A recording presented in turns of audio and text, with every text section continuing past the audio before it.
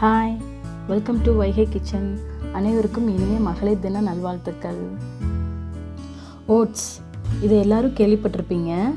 Oats ரொம்பவே ஹெல்த்தியானது. Fibre content இதில் ரொம்பவே அதிகமாக இருக்குது. இது வயசானவங்க, சுகர் பேஷண்ட், வெயிட் லாஸ் பண்ணுறவங்க அவங்க மட்டும்தான் சாப்பிடணுன்னு கிடையாது. ஓட்ஸ் எல்லாருமே சாப்பிடக்கூடிய ஃபுட் தான். கண்டிப்பாக ஓட்ஸை நம்ம எல்லோரும் நம்மளோட ரொட்டீன் ஃபுட்டோட ஆட் பண்ணிக்கணும். அப்படிப்பட்ட ஹெல்த்தியான ஓட்ஸை பயன்படுத்தி தான் இன்றைக்கி நம்ம கேக் செய்ய போகிறோம். வாங்க கிச்சனுக்குள்ளே போகலாம். ஓட்ஸ் கேக் செய்ய தேவையான பொருட்கள் என்னென்னு பார்க்கலாம். இதுக்கு நான் ஒரு பவுலில் 2 முட்டை உடைச்சி எடுத்திருக்கேன். இதை நல்லா மிக்ஸ் பண்ணிக்கோங்க. ஃபஸ்ட்டு முட்டையை நல்லா பிளெண்ட் பண்ணிக்கோங்க. இது கூடவே 1/2 கப் ஆலிவ் ஆயில் ஆட் பண்ணிக்கிறேன். 1/2 கப்புங்கிறது 120 ml. ஆலிவ் ஆயில் தான் யூஸ் பண்ணணும்னு இல்லை, எனி குக்கிங் ஆயில் நீங்கள் எடுத்துக்கோங்க. இப்போ நம்ம 1/2 கப் சுகர் பவுடர் ஆட் பண்ணிக்கலாம். சுகர் நீங்கள் மிக்சியில் பவுடர் பண்ணிங்கன்னா கொஞ்சம் சூடு ஆறுனதுக்கப்புறம் நீங்கள் ஆட் பண்ணுங்கள். இப்போ இதை நம்ம நல்லா மிக்ஸ் பண்ணிக்கலாம். ஸ்வீட்னஸ் எவ்வளோ உங்களுக்கு தேவைப்படுமோ அந்த அளவுக்கு நீங்கள் சுகர் ஆட் பண்ணிக்கோங்க. செக் பண்ணிக்கோங்க ஸ்வீட் எவ்வளோ இருக்குதுன்னு சொல்லிட்டு. ஸோ உங்களுக்கு தேவைப்பட்டால் நீங்கள் அதிகமாக கூட ஆட் பண்ணிக்கலாம். இப்போ நான் இதில் 1 கப் தயிர் ஆட் பண்ணிக்கிறேன். இது கூடவே 1 கப் பாலும் ஆட் பண்ணிக்கிறேன். இப்போ நம்ம 1 tablespoon vanilla essence add பண்ணிக்கலாம். கேக் செய்யும்போது எப்போவுமே லிக்விட் ஃபார்மில் இருக்கிற எல்லாத்தையும் ஃபஸ்ட்டே ஆட் பண்ணிடணும் இந்த மாதிரி. ஸோ இப்போ லிக்விட் ஃபார்மில் இருக்கிற எல்லாமே நம்ம ஆட் பண்ணியாச்சு. இதெல்லாம் நல்லா மிக்ஸ் பண்ணிக்கலாம். இனிமேல் பவுடர் ஐட்டம்ஸ் எல்லாம் ஆட் பண்ணலாம். இப்போ நம்ம ஓட்ஸை பவுடர் பண்ணிக்கலாம். இன்றைக்கி நான் ஹனி ஓட்ஸ் எடுத்திருக்கேன். ப்ளைன் ஓட்ஸ் இருந்தால் கூட நீங்கள் எடுத்துக்கலாம். ஹனி ஓட்ஸ் தான் கிடையாது. இந்த ஓட்ஸை நல்லா பவுடர் பண்ணிவிட்டு அந்த பவுடரில் 1/2 கப் அளவுக்கு எடுத்து ஆட் பண்ணிக்கலாம். ஃபுல் அண்ட் ஃபுல் நம்ம ஓட்ஸும் ஆட் பண்ணிக்கலாம். நான் இன்றைக்கி வீட் ஃப்ளோரும் ஆட் பண்ணுறேன். இன்னொரு 1/2 கப்பு அளவு வீட் ஃப்ளோர் ஆட் பண்ணிக்கிறேன். 1 டீஸ்பூன் பேக்கிங் சோடா,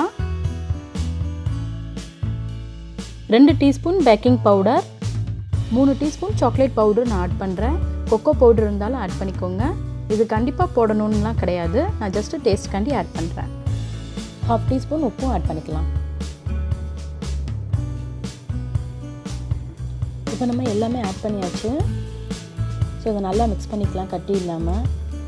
இப்போ நம்ம ஊற்றின லிக்விடே கரெக்டாக இருக்கும். நீங்கள் வேறு எதுவுமே ஆட் பண்ண தேவையில்லை. இப்போ நல்லா மிக்ஸ் பண்ணியாச்சு. பாருங்கள் எப்படி இருக்குன்னு சொல்லிட்டு. இந்த மாதிரி நல்லா மிக்ஸ் பண்ணிக்கணும். இப்போ நம்ம நட்ஸ் எல்லாம் ஆட் பண்ணிக்கலாம். இப்போ நான் பிளாக் ட்ரை கிரேப்ஸ் ஆட் பண்ணுறேன். இது கூடவே ஸ்லைஸ் பண்ண ஆல்மண்டும் ஆட் பண்ணுறேன். நட்ஸ் எல்லாம் நம்ம எவ்வளோ நாளும் ஆட் பண்ணிக்கலாம். உங்கள் தேவைக்கேற்ப ஆட் பண்ணிக்கோங்க. இதை நல்லா இப்போ மிக்ஸ் பண்ணிடலாம். இப்போ இந்த மிக்ஸை நம்ம ஒரு கேக் ட்ரேயில் ட்ரான்ஸ்ஃபர் பண்ணிக்கலாம். இதுக்கு நான் 7.5 இன்ச் ஸ்கொயர் டைப் ட்ரே எடுத்திருக்கேன். ட்ரே சுற்றி ஆயில் அல்லது பட்டர் அப்ளை பண்ணிடுங்க. சென்டரில் பட்டர் ஷீட் வச்சுருங்க. அப்போ தான் ஒட்டாமல் வரும். இப்போ நம்ம ஈவனாக ஃபில் பண்ணிடலாம். நீங்கள் பெரிய ட்ரே எடுத்திருக்கீங்க அப்படின்னா அதுக்கு தகுந்த மாதிரி மிக்ஸ் ரெடி பண்ணிக்கோங்க. அது இதே மெஷர்மெண்ட்டில் ஃபில் பண்ணிட்டு இந்த மாதிரி ஷேக் பண்ணி ஈவனாக எல்லா இடத்துலையும் செட் பண்ணிடுங்க. இதுதான் என்னோட அவன். பாருங்கள், உள்ள இதுக்குள்ளே தான் நம்ம இப்போ வைக்க போகிறோம். இப்போ நம்ம வைக்கிறதுக்கு முன்னாடி ப்ரீஹீட் பண்ணணும். ஒவ்வொரு அவனும் ஒவ்வொரு மாடலில் இருக்கும். என்னோடய அவனில் பேக்குன்னு கொடுத்தாலே ஆட்டோமேட்டிக்காக 350 டிகிரி ப்ரீஹீட் ஆயிரும். ஸோ நான் பேக்குன்னு கொடுத்து ஸ்டார்ட் கொடுத்துட்றேன். 350 டிகிரி முடிஞ்சதும் பீப் பீப் பீப்னு சவுண்டு வரும்.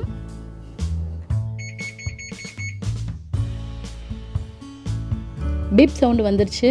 ஸோ ப்ரீஹீட் ஆயாச்சு 350 டிகிரி. இப்போ நம்ம டைமர் செட் பண்ணிக்கலாம். இதுக்கு நான் 45 மினிட்ஸ் டைம் செட் பண்ணுறேன். டைமர் ஆன் பண்ணிவிட்டு இந்த மாதிரி ப்ளஸ் மைனஸ் இன்க்ரீஸ் பண்ணாலே போதும். ஸோ 45 மினிட்ஸ் செட் பண்ணிவிட்டு நான் இப்போ ஸ்டார்ட் கொடுத்துட்றேன். டைம் செட் பண்ணியாச்சு. இப்போ நம்ம ட்ரே உள்ளே வச்சிடலாம். ஸோ 45 மினிட்ஸ் முடிஞ்சதும் அகெயின் நமக்கு பீப் சவுண்ட் கேட்கும். அப்போ நம்ம ஓப்பன் பண்ணலாம். அவன் இல்லாதவங்களுக்காண்டி குக்கரில் எப்படி பண்ணலாங்கிறத பற்றி சொல்ல போகிறேன். இதுக்கு நான் 2 கப் அளவுக்கு மாவு எடுத்திருக்கேன். சாக்லேட் பவுடர் மட்டும் மிக்ஸ் பண்ணலை. உங்கள் குக்கருக்குள்ளே வைக்கிற அளவுக்கு ட்ரே வாங்கிக்கோங்க. இப்போ நம்ம இந்த ட்ரேலையும் மிக்ஸ் எல்லாம் ஃபில் பண்ணிக்கலாம். இதிலே நல்லா சுற்றி ஆயிலெலாம் அப்ளை பண்ணியிருக்கேன். நடுவில் பட்டர் ஷீட் வச்சுருக்கேன். இதை இப்போ நல்லா ஷேக் பண்ணி செட் பண்ணி வச்சுருங்க. இதுக்கு நான் அகலமான ஒரு குக்கர் எடுத்திருக்கேன். இந்த குக்கரில் நல்லா உப்பு ஒரு 1/4 அளவுக்கு நல்லா கொட்டிடுங்க. இப்போ ஹை ஃப்ளேமில் குக்கரை நல்லா 10 to 15 மினிட்ஸ் நல்லா ஹீட் பண்ணிக்கலாம். இப்போ குக்கர் நல்லாவே ஹீட் ஆகிடுச்சு. இப்போ நம்ம ஃபில் பண்ண ட்ரேயை உள்ளே வச்சுட்டு குக்கர் மூடி போட்டுடலாம். விசிலாம் வைக்க தேவையில்லை, அப்படியே வைங்க. இதுவும் ஒரு 40 to 45 மினிட்ஸ் ஆகும். ஸோ வெயிட் பண்ணலாம்.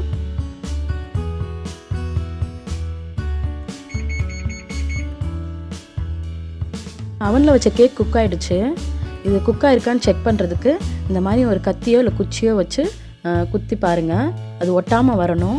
ஒட்டலைன்னா நல்லா குக் ஆகிருக்குன்னு அர்த்தம். சப்போஸ் ஒட்டுதுன்னா நீங்கள் இன்னும் ஒரு 5 to 10 மினிட்ஸ் வைங்க.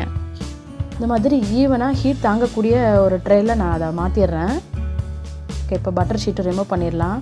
அப்படியே நல்லா ஆறுற வரைக்கும் விட்டுறலாம். இந்த மாதிரி கவுத்தியே இருக்கட்டும்.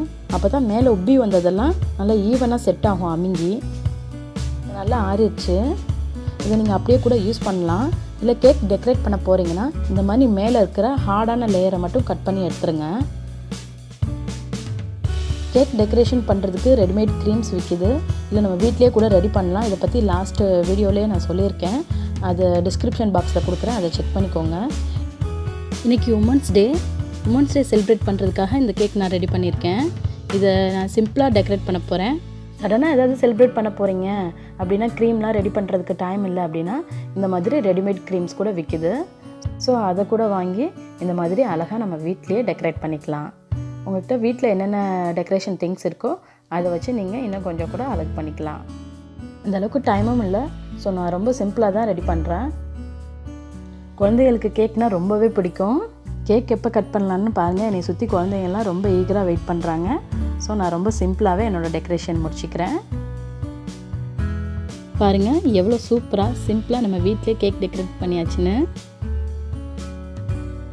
குக்கரில் வச்ச கேக்கும் ரெடி ஆகிடுச்சு.